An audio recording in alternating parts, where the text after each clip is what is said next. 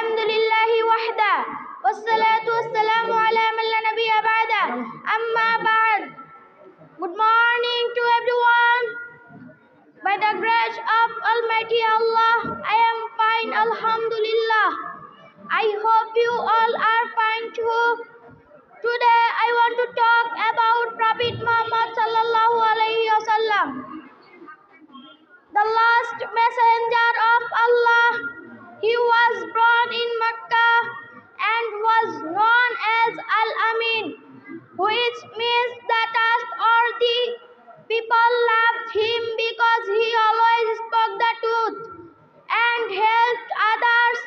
Prophet Muhammad sallallahu alaihi wasallam taught us to be kind, honest, and respectful. He loved children, cared for the poor, and forgave even those who hurt him. He showed us how to live a good life with patience, speech, and good manners. We should try to follow his teaching by telling the truth, helping people, and being gently with everyone. May Allah help us follow the beautiful example of Prophet Muhammad sallallahu alaihi wasallam. Thank you. Assalamu alaikum warahmatullahi wabarakatuh.